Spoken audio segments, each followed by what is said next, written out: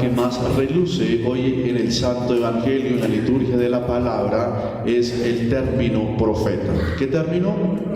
Profeta. Todos nosotros, desde el Sagrado Bautismo, hemos recibido una misión, y una misión profética.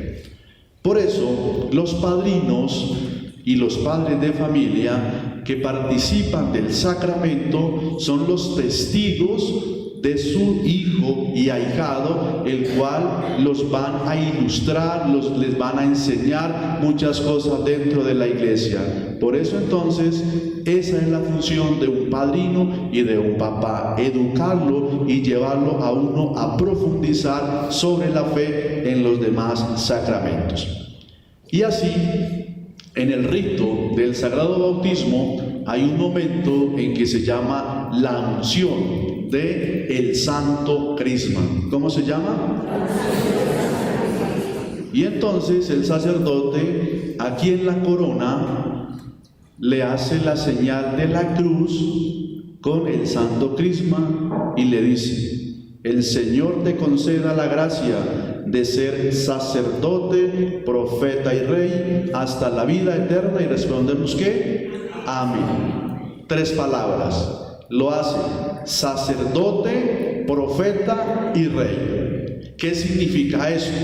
Esto significa que lo hace sacerdote, pero no en el sacerdote como el mío, que es un sacerdocio ministerial, un sacerdocio que he recibido por la gracia del obispo, la unción para celebrar los sacramentos, y a un sacerdote se le dan todas las facultades para que confiese, para que realice los sacramentos, para que celebre la misa. Por eso la formación que nosotros recibimos es una formación demasiadamente larga. ¿Pero por qué? Porque tenemos que vivenciar lo que celebramos y porque tenemos que ratificarle un sí al Señor. Por eso ese proceso que nosotros hacemos en el seminario y en la universidad, donde por gracia también nos formamos no solamente en la academia, sino también en el corazón y en nuestro sentir. Y el sacerdocio del cual ustedes participan o nos hacen ese día del bautismo se llama el sacerdocio común, el sacerdocio de los fieles laicos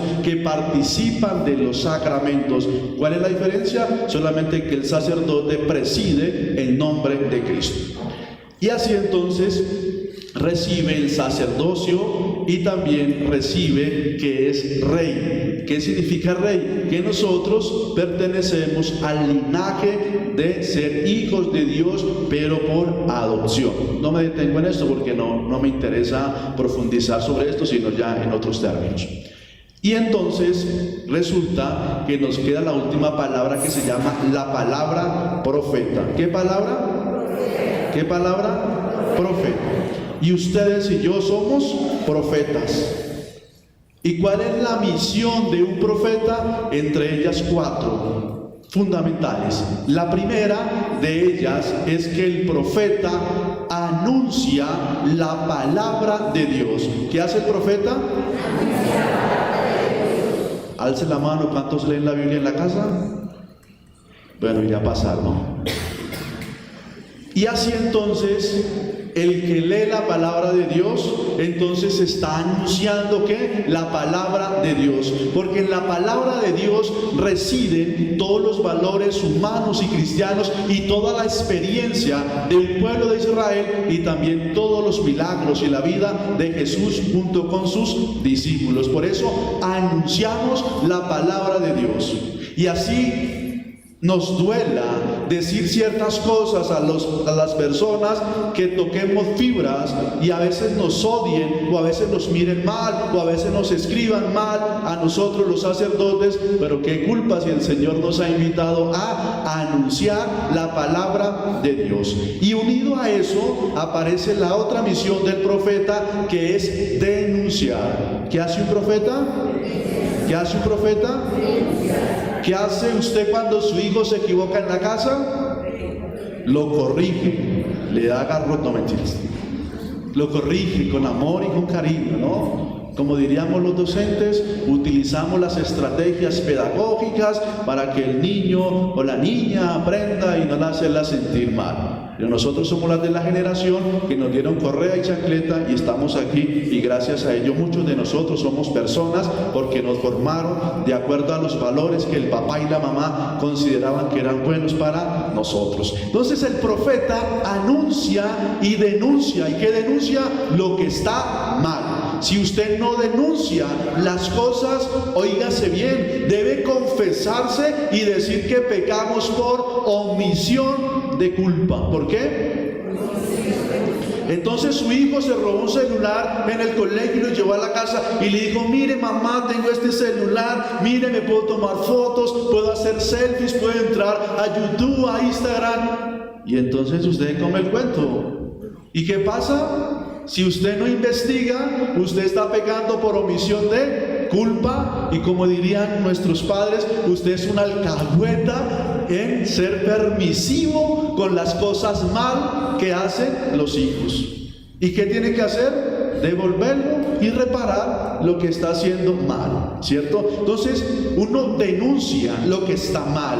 Por eso la sociedad que no denuncia, o que nosotros no denunciamos lo que está mal, entonces nos volvemos personas flexibles y personas que permitimos que transgredan las normas de los valores éticos y morales.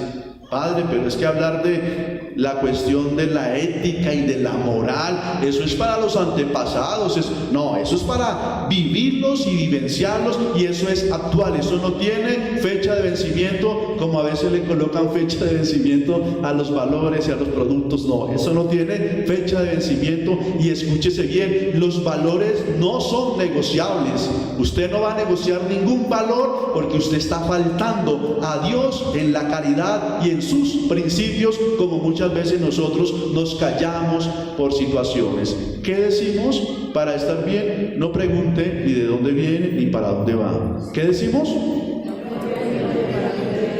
Mala memoria. No pregunte de dónde viene ni para dónde va. Y así se evita ¿qué? Problemas. Pero está siendo permisivo, porque usted, que es una persona que está casada, tiene que preguntarle a su esposo dónde estaba o qué está haciendo. Y lo mismo en estas situaciones, ¿cierto? Pero si usted no le pregunta, entonces las cuestiones comienzan a fisurarse y comienzan a aparecer muchas situaciones de las cuales nosotros después nos vamos a lamentar. Por eso es importante denunciar, pero hay que denunciar con caridad y hay que denunciar con sutileza. Pero si usted tiene la certeza de que han hecho cosas malas, denuncie. Si usted le llega un chisme, una cosa, eso no es fruto de una denuncia, porque a usted no le consta aquella cosa que ha sucedido o aquel chisme que están inventando, y después el que resulta perjudicado es uno por querer ser un salvavidas de los demás y termina involucrado en temas complicados. Por eso, cuando se tiene la certeza, hay que denunciar. En la vida no nos paramos, escúchese bien, no nos paramos sobre pareceres, nos paramos sobre realidades de las cuales tenemos que denunciar. El profeta, después de anunciar, denunciar, tiene que tener la capacidad de invitar a la persona a la conversión. Es decir, que su hijo, pongamos el ejemplo que dijimos ahorita, se robó un celular. Usted tiene que invitar a su hijo ¿a qué? A que estas cosas que hizo están mal, que estas cosas no producen nada bueno, porque si usted no lo invita a la conversión, usted determina que su hijo hasta lo termine robando en su casa y le termine vendiendo sus joyas y le termine vendiendo todo lo que tiene por no corregir a tiempo, y hay que hacerlo claramente. Después de ese proceso, lo más difícil de un profeta es ser un testimonio. ¿Ser qué? Un testimonio. Porque yo tengo que dar testimonio de lo que predico y de lo que hago. Yo tengo que dar testimonio de aquellas cosas que son de mí. Porque si usted le dice a su hijo, no sea mentiroso, pero usted es el primero en que le miente a su hijo o a su esposa. Si usted le dice a su hijo, no sea ladrón, y usted está robando cosas de su empresa y llega con cosas aquí en la casa, pues esto, digamos, va en un total desnivel en la vida. Es decir, somos ambivalentes. Una cosa es lo que digo y otra cosa es lo que hago, como en ocasiones muchas veces obramos de esta manera. Dicho esto, en el Santo Evangelio se nos presenta que Jesús también es un profeta. Pero volvemos al Antiguo Testamento. Ezequiel está predicando y le está diciendo al pueblo: vea, ustedes son un pueblo de dura cerviz, ustedes tienen un corazón obstinado, ustedes son unas personas duras. Y el profeta se siente mal y se siente frustrado porque la gente no le escucha ni le obedece. Entonces, ¿qué pasa? El profeta se siente desanimado, como muchas veces ustedes se sienten desanimados cuando dan órdenes en su casa a sus hijos y sus hijos se los pasan por la galleta. Entonces, ¿usted cómo se siente? Mal, se siente frustrado, se siente decepcionado, y usted siente que quisiera agarrar a su hijo y darle un par de juetazos, o hacerle cosas malas, o suspenderle cosas a ellos, porque la frustración se da porque su hijo no le obedece. Entonces, imagínense todo lo que hace el profeta para que la gente se adhiera al Señor, la gente comprenda, pero en nuestra vida obramos de acuerdo a nuestros caprichos. Y en la lectura de San Pablo a los Corintios encontramos que Pablo tiene una espina. ¿Qué tiene Pablo? ¿Qué pasa cuando uno come pescado y se atora con una espina? San Pablo tenía una espina. Y le dice: Señor, quiero que me saque esta espina. Porque ¿qué hace la espina? ¿Qué hace la espina? Bueno, digan en palabras castizas: lo chuza, lo puya, lo siente ahí, ¿no? Y eso San Pablo está sintiendo con esa espina que lleva. Y le dice: Señor, sácame esta espina. Y el Señor le dice: no, Pablito, esa espina se la voy a dejar para que usted sienta la fragilidad, para que usted sienta la humanidad. ¿Cuántas espinas llevamos nosotros? Muchas. Pero ¿qué pasa con las espinas? Hay que convivir con ellas, hay que hacerlas vida. Como dice San Francisco: hermano sol, hermano luna. Si usted tiene una enfermedad que le duele constantemente en la cabeza y sufre de migraña, ¿usted qué pasa? ¿Qué tiene que hacer? Lleva una espinita aquí clavada. ¿Y qué tiene que hacer? Volverse amigo o amiga de ese dolor de cabeza que tiene. Usted sufre de una cuestión de diabetes. ¿Qué tiene que hacer? Hacerse amigo de esta enfermedad y no comenzar a maldecir y a renegar. Está sufriendo un cáncer.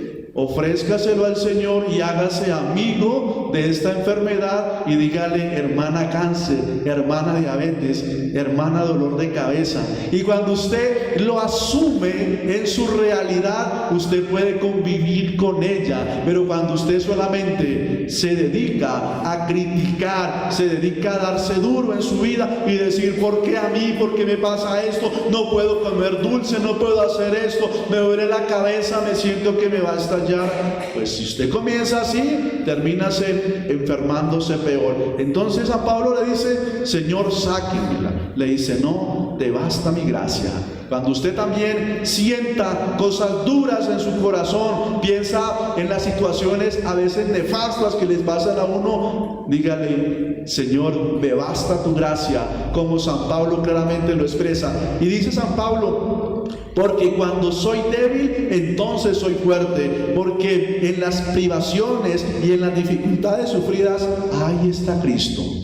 Todo lo que sufrimos en nuestra vida debemos ofrecérselo al Señor. Todas las situaciones que vivo en mi interior se las ofrezco al Señor. No hay nada más que ofrecérselos al pie de Jesús, aquellas cosas que uno está viviendo. Ahora sí vamos al Santo Evangelio, donde me quiero detener por lo menos otros 10 minutos. ¿Tienen tiempo, no? Hoy no hay en la televisión así nada bueno. Jesús está predicando la palabra del Señor y él siente el rechazo. ¿Qué pasa? ¿Qué siente qué? ¿Cuántos de nosotros cuando éramos niños nos rechazaron? Alce la mano. Ahora ninguno, ¿por qué no? Nos rechazaron. Siendo jóvenes también nos rechazaron. Siendo adultos también nos rechazaron. Fuimos a una empresa a pedir trabajo y nos rechazaron. Fuimos a un lugar, nos cerraron la puerta y nos rechazaron. Y así entonces nosotros crecimos con un rechazo. Rechazo de los amigos, rechazo de la profesora, rechazo de la sociedad, porque no nos quería, porque no veía nuestras cualidades. Y cuando uno se siente rechazado, se siente frustrado. Y esas cosas sí que calan en nuestra cabeza, sobre todo en nuestra niñez, cuando nos hacen cosas malas. Por eso los niños se excluyen, por eso los niños se hacen invisibles, por eso uno muchas veces en una reunión familiar o en un evento social, cuando preguntan algo, uno se calla y no pronuncia nada, porque usted siente que todo el mundo se va a carcajear y se va a reír de aquella cosa que usted está pronunciando. Por eso muchos se hacen invisibles por esas situaciones que nosotros hemos vivido de un rechazo total. Y eso nos hace mal a nosotros, porque nuestra sociedad tiende a rechazar, nuestra sociedad tiende a señalar, nuestra sociedad cuando alguien se equivoca le cae más duro, y entonces uno crece con todos esos rechazos. ¿Y qué pasa? Ya uno tiene una baja autoestima, tiene un autoconcepto de uno mismo bajísimo. ¿Y qué sucede? Que uno va creciendo y va creciendo, y entonces uno no confía en sus cualidades, porque piensa que los otros se le van a reír de lo que uno está haciendo o está diciendo. Jesús está en Nazaret. ¿Dónde está Jesús? Nazaret. ¿Dónde nació? Nazaret. En Belén de Judá. Se corcharon, cero. Jesús nace en Belén de Judá. Pero aquí el episodio nos muestra que cuando fue todo lo de registrar a Jesús, ¿cierto? Jesús fue a donde? A Nazaret, allí donde él se crió, porque él también sufrió el exilio, donde le tocó ir a Egipto para que no acabaran con la vida del niño Jesús por el rey Herodes, que mandó acabar a todos los niños. Pero Jesús, todo su centro de operaciones fue en Nazaret. Por eso se desplazaba a Cafarnaún, a Gerasa, iba a tantos lugares. Entonces Jesús está en Nazaret. Recuerden que hace 8 días Jesús había sanado a la hemorroísa, ¿y a quién más? A la hija de Jairo, ¿sí? Se nos olvida fácilmente. Y entre 8 días que iremos a leer, vengan a misa y los abran. Y Jesús entonces, estando en la sinagoga, empieza a enseñar, porque la sinagoga es el lugar del encuentro. Jesús, como buen judío, entonces va a la sinagoga, a que va a predicar y a enseñar. Y sus amigos, sus vecinos, sus amigos de barrio, digámoslo así, sus conciudadanos, sus paisanos, sus connacionales, comienzan a criticar a Jesús y le dicen 5 cosas. La primera: Jesús, ¿usted de dónde saca todo eso? ¿Qué sabiduría es esa con la que está hablando? Y esos milagros que realizan sus manos.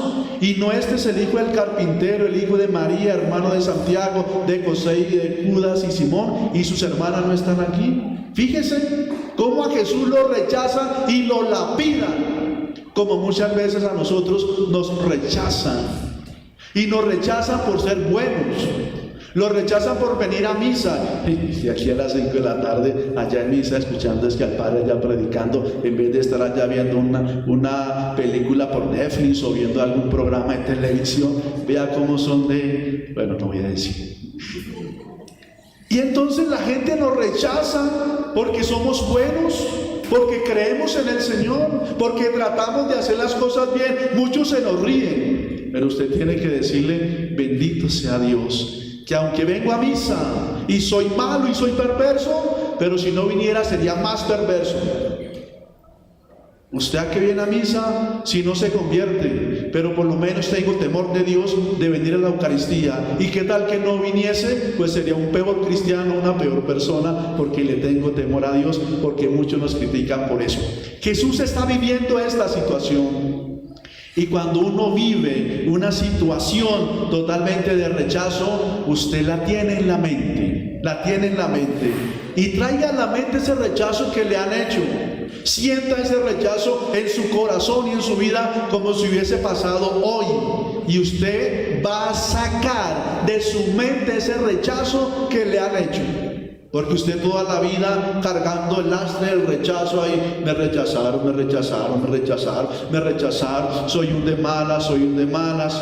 No, la vida nos enseña a nosotros a sacar esos rechazos que hemos tenido, porque si usted sigue creciendo en una desconfianza total en usted mismo, y usted no cree en lo que ha estudiado y en lo que ha realizado. ¿Cuántas veces que nosotros vamos al lugar del barrio o al lugar donde nos hemos preparado y uno dice, no, yo soy un abogado, yo soy un médico, yo soy un ingeniero, yo soy un arquitecto, y le dicen, pobre pelagato, si yo lo conocí a usted en pantalonetas, si yo lo conocía a usted allá que no tenía ni para comer en la universidad ni para comer en la casa un plato de comida, y ahora viene a decir que es un prestigioso abogado. Pues sí, porque la vida nos bendijo y la vida nos hizo ser grandes, y gracias a eso, con las uñas, muchos han llegado a ser grandes, muchos han llegado a la cima porque se han esforzado. Pero aquellas personas que lo tienen todo en la casa, pues a veces no llegan porque piensan que siempre van a tener esas cosas. Imagínense que este hombre, Tomás Alva Edison, que inventó la bombilla, por eso podemos tener la energía eléctrica. El hombre hizo 5.000 ensayos. ¿Cuántos ensayos hizo? 5.000. ¿Usted cuántos ensayos hace? Ninguno, perdón.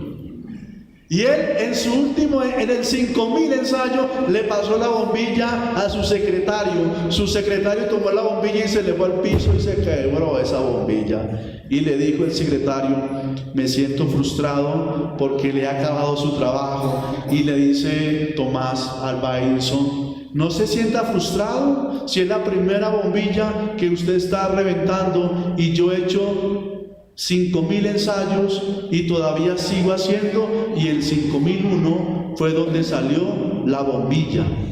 Fíjese que en la vida muchas veces nos toca esforzarnos, porque la gente a veces no nos valora, porque muchos no nos quieren, pero cuando usted se quiere, se ama, disfruta de usted mismo, de lo que hace, de lo que realiza, pues usted lo hace para su bien y usted se siente confiado de sus cosas que realiza y de que está haciendo, pero no se sienta ni prepotente ni arrogante, porque es una persona que Dios lo ha bendecido y le ha dado tantas cosas, porque así como Dios le da cosas a uno, también en un minuto se las puede quitar. Por eso seamos agradecidos con el Señor.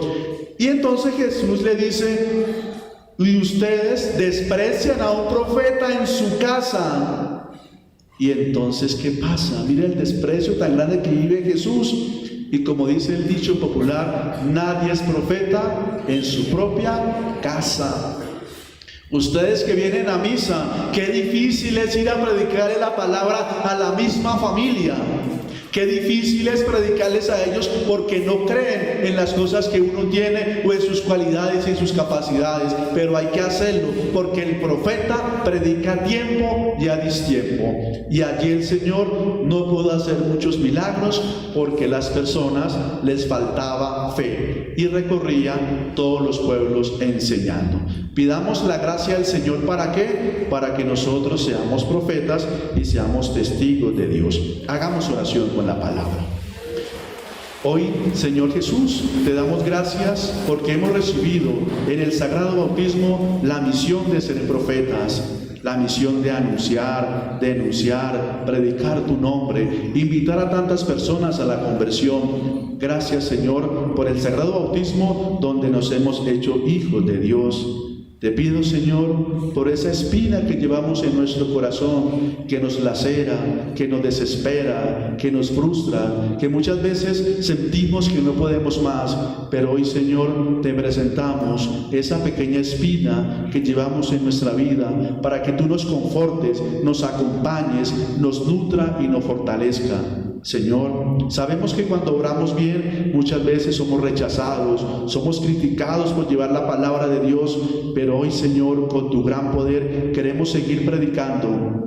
Y te presento, Señor, cada una de las situaciones que han hecho en nuestra vida del pasado, situaciones de desprecio, que han ocasionado llantos, que me han ocasionado tanto mal en mi vida, pero eso son cosas del pasado, porque en el aquí y ahora, Señor, seré bien, estaré bien, y gracias por darme la posibilidad a mí de ser una gran persona, por todos los logros que he obtenido en este momento. Te los presento, Señor, para que con tu ayuda me siga bendiciendo y yo sea una buena persona y sea capaz de predicar tu palabra hasta los confines del orbe. Que así sea.